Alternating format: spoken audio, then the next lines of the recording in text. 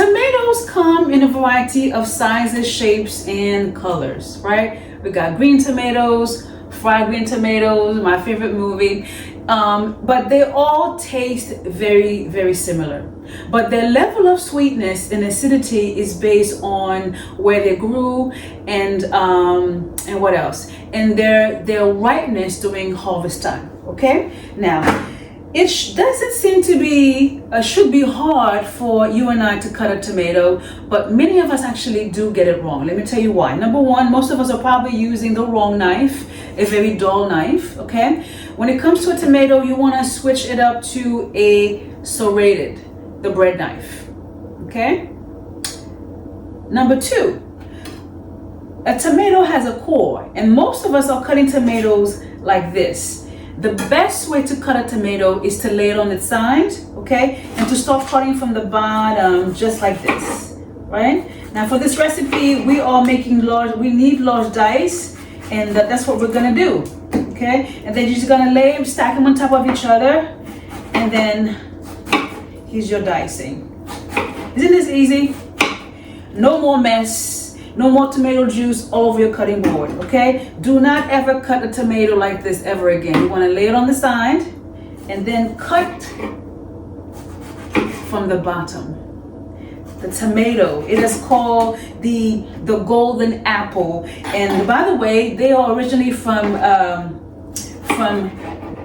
South America.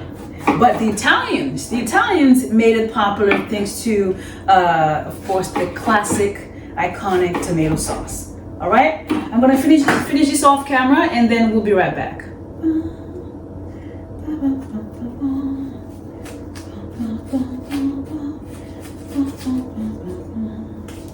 Next, we want to make a paste with some garlic and green onions. Okay, now just about every Haitian kitchen I know has one of these. I've had this wooden spice mortar, pilon épice, the week my nephew was born. This was back in New York. Hi, CJ. Lots of wonderful memories here. Now, I love cooking with this because number one, it really gives me a more authentic cooking experience, and also keeps me connected to my Haitian roots. And I've also realized that a wooden spice mortar allows you to extract the full flavor of your spices. So we're gonna put in here about 4 cloves, and then we're gonna add in there about two green onions, just the white part, okay? The green part, we're going to slightly thin them out in a diagonal. They're going to be used as our garnish, okay?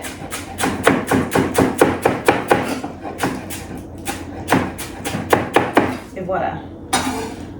Boom, boom, boom, bada bing, bada boom. Now, this makes a whole lot of noise, so I'm gonna be doing this off camera, okay? We'll be right back. Oh yeah, bits.